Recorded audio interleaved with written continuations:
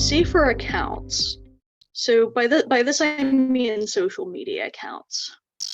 So imagine this scenario. You have a couple, Jack and Jill, and they dated. And then Jack broke up with Jill. Jack didn't want Jill to know about the new accounts that he was creating on social media because he was getting concerned about her behavior. And so he signed up for a new Twitter account, but using his regular phone number. Jill has a Twitter account too, and since they dated, she has Jack's number saved in her contacts in her phone.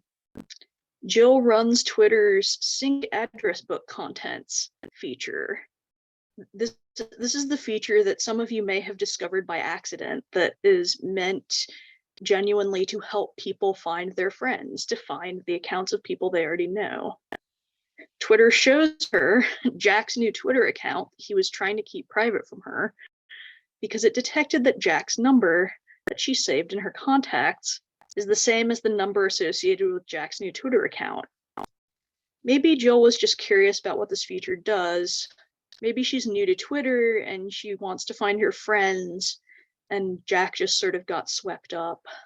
But maybe Jill has been harassing or stalking Jack, and she suspected that he had a private Twitter that he didn't tell her about, and she wants to find it in order to spy on what he's doing now.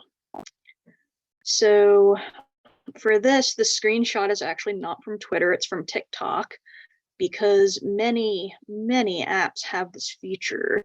When apps don't have this feature, people tend to ask for it because it genuinely is helpful at finding your friends, finding family members that you want to be in contact with. Sometimes finding friends from other apps. Note that for TikTok, you can sync contacts, and you can sync Facebook friends. So TikTok will show you the TikTok account of anyone you're friends with on Facebook, including the people from middle school that you forgot you were friends with on Facebook several years ago. And in general, if you have this feature turned on an app, then that means that someone can find you that way.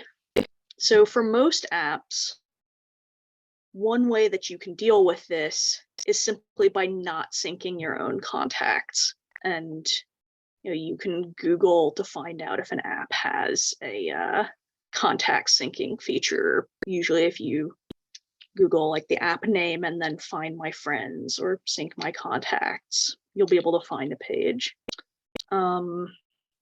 So don't sync your own contacts and other people won't be able to find you that way. The one exception to this that I know about is Cash App, which I felt was especially important to mention here because I know that a lot of folks in our communities, like queer communities, trans and gender expansive communities, use Cash App a lot.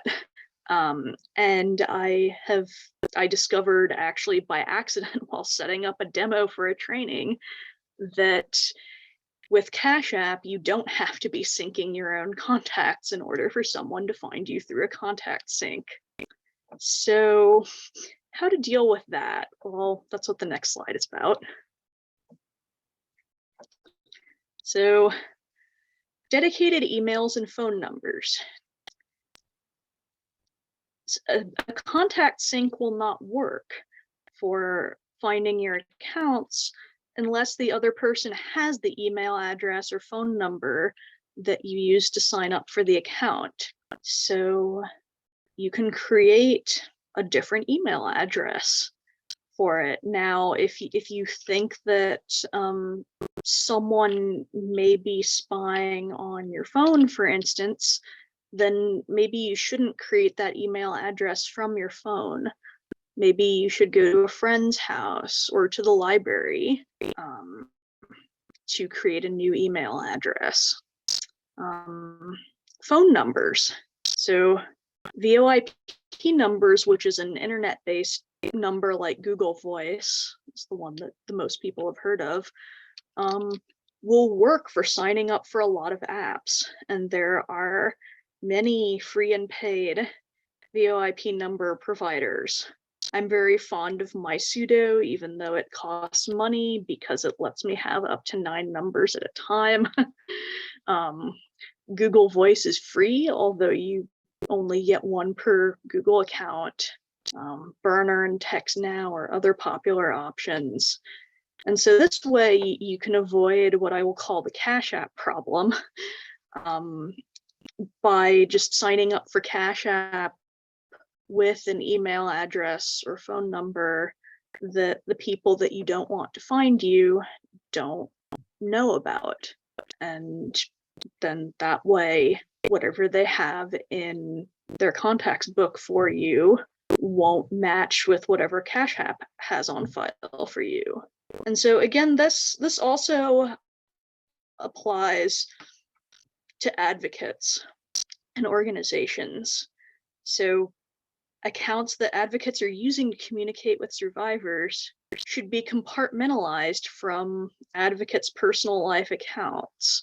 Don't mix survivors' data in a contacts book with your friends' data. Be careful about what accounts you're using to talk to survivors and what apps you might be contact syncing on.